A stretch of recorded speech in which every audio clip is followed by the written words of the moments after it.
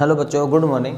आज हम कर रहे हैं पार्ट 7। ठीक है, तो पार्ट 7 के अंदर हमारा जो पार्ट 6 में हम पहले 6.2 प्रश्नावली के अंदर जो है हम 3 क्वेश्चन कर चुके हैं। तो आज हम शुरू कर रहे हैं क्वेश्चन नंबर 4।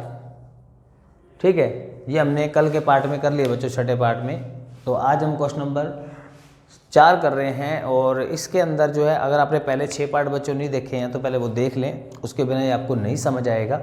चलिए, तो अब जो है हम क्वेश्चन नंबर 4 शुरू करते हैं। आकृति आपको दी गई है, कुछ इस तरह की है आकृति। प्रश्न नंबर 4 के अंदर पेज नंबर 126 निकाल लीजिए आप लोग। तो कहता है कि यह आकृति 6.31 है बच्चों। 6.31 आकृति के अंदर क्या बोलता है कि पी क्यू समांतर एस टी है। तो यहाँ पर दिया है के अंदर लिख देंगे, दिया के अंदर क्या, पी क्यू समांतर एस टी। ये पी क्यू रेखा इस एस टी के समांतर है। चलिए आगे देखो क्या लिखा हुआ है, पी क्यू आर 110 डिग्री यहाँ लिखा हुआ है पी क्यू आर। तो पी क्यू आर जो कोण है वो है 110 डिग्री। इसको आप कल्ला कोण क्यों भी कह सकते हो क्योंकि एक ही बिंदु पर बना हुआ है, तो आप कल्ला कोण क्यों भी कह सकते हो ऐसे। ठीक है, और कोण आर एस टी कोण हमें दिया हुआ है वो है 130 डिग्री। और आर एस टी जो है, ठीक है, आर एस टी कोण ये वाला 130 डिग्री। तो इसका नाम आप कल्ला एस भी कह सकते हैं। मैं ऐसे लिख रहा हूँ, ठीक है, ऐसे, ताकि आपको 5 ना लगे। ये लो, तो कोण एस जो है वो हमें मिल गया 130 डिग्री।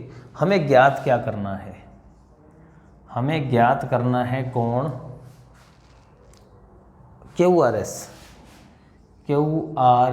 कोण ज्ञात करना है। ये हमें ज्ञात करना है क्यू आर एस यानी ये वाला कोण हमें ज्ञात करना है। ठीक है, तो यहाँ पर देखो बन तो ये आर पर रहे, पर आप इसको आर नहीं कहेंगे, इसका नाम एक रख देते हैं। कारण बताऊंगा बाद में कि इसका नाम कोण एक क्यों रखा पर है। तो हमें इस सवाल में जो ज्ञात करना है, इसको हल करने से पहले हम इसके अंदर एक रचना करनी पड़ेगी। ये सवाल रचना वाला है, थोड़ा ध्यान रखना पड़ेगा जब भी इसका डायग्राम आ जाए। सर ये सवाल आपका रचना वाला है फिलहाल। इसमें क्या कहते हैं, देखो ध्यान से, कहते हैं कि आपको हिंट भी दिया हुआ है कि आर से होकर ना एस टी के समांतर एक रेखा खींचिए, कि आर से होकर एक रेखा खींचिए जो एस टी के समांतर होकर जाए। ठीक है, तो हमें आर से एक रेखा खींचनी है जो एस टी के समांतर है, इस तरीके से।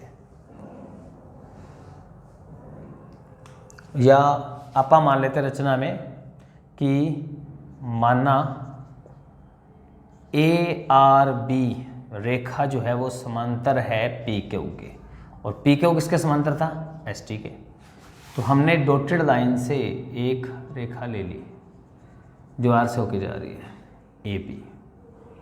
ठीक है, डॉटेड लाइन मतलब हमारे रचना की है बाद में इसलिए। ठीक है, तो मानना ए आर बी रेखा है पूरी, तो ए आर बी रेखा जो है वो पी क्यू के समांतर है, पी क्यू एस टी के समांतर है। तो तीनों आपस में समांतर होगी बच्चों।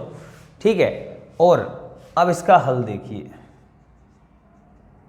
अब देखो, अगर P Q A R B रेखा के समांतर है तो पी क्यू जो है वो समांतर होगा ए आर के भी। ठीक है, रचना से ये सारी रेखा इन दोनों के समांतर है, तो ये इतनी रेखा भी समांतर ही हुई। ठीक है, रचना से। चलिए, ठीक है, अगर ये दोनों रेखाएं अब समांतर हैं तो ये वाला कोण 110, इसका नाम ले लेते हैं अपन कोण 2 और 110 अंदर की तरफ बन रहे हैं। देखो यहाँ पर इस रेखा के इस तरफ एक ही तरफ बन रहे हैं और अंदर की तरफ बन रहे हैं। तो अपन कह सकते हैं कि पी क्यू समांतर है ए आर के, तो 110 डिग्री और कोण 2 डिग्री, कोण 2 ये आएगा 180 डिग्री। कारण एक ही तरफ के अंतः कोण, एक ही तरफ के अंतः कोण। ठीक है, ये हमारा नियम है, एक ही तरफ के बनने वाले कोण। तो यहाँ से अपन कोण 2 निकाल लेंगे। कोण 2 कितना आएगा, 180 माइनस 110, तो कोण 2 आ गया 70 डिग्री। इसी तरीके से अगर हम एस टी लें, यदि एस टी समांतर आर बी ले लें रचना से, अगर रचना से आप ये दोनों भी समांतर ले लें तो ये वाला कोण जो 3 बन रहा है इस तरफ, ये 130, ये भी दोनों क्या हो गए, एक तरफ के हो गए अंतः कोण, इनका योग भी 180 डिग्री आएगा। तो कोण 130 डिग्री और कोण 3 ये भी 180 डिग्री आएगा, कारण एक ही तरफ के अंतः कोण, ठीक है, एक ही तरफ के अंतः कोण। तो अपन कोण 3 भी निकाल लेते हैं यहाँ से, 180 में 130 माइनस, ये आ गया 50 डिग्री। तो मैंने कोण 2 कोण 3 दोनों निकाल लिए बच्चों, ठीक है। अब एक चीज़ यहाँ पर गौर करने वाली है क्या, कि ARB रेखा पर, ARB रेखा पर, इस रेखा पर देखो कोण 2 कोण 1 कोण 3 ये आ गए 180 डिग्री। क्यों? रैखिक युग्म, रैखिक युग्म, ठीक है, ये अपना रैखिक युग्म है। तो क्योंकि एक रेखा पर बन रहे हैं, बिंदु R पर बन रहे हैं, ठीक है। और अब आप जानते हैं कि 2 तो मेरे पास है, ये रहा 70 डिग्री, ये 70 आ चुका, ये अपन ने ज्ञात करना है, ये भी आ चुका 50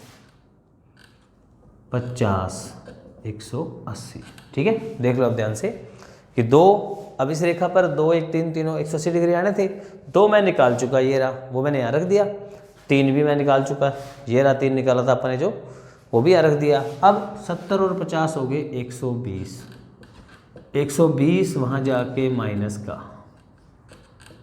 तो क्या बचा 60 डिग्री अंशवर। हमें कोण एक ज्ञात करना था, वो आ गया हमारा 60 डिग्री, ठीक है। तो ये था हमारा क्वेश्चन नंबर 4, आप इसको अच्छे से देख लीजिए। तो चलिए आप करते हैं अपना अगला क्वेश्चन। जो अपना अगला प्रश्न है प्रश्न नंबर 5, ठीक है। तो इसके अंदर आपको जो आकृति दी गई है अपने 126 पेज नंबर पे, ये समझिए भी कि आकृति 6.32 है। कहता है इसमें AB समांतर CD हमें दिया गया है। तो आप दिया है के अंदर क्या लिख लेंगे,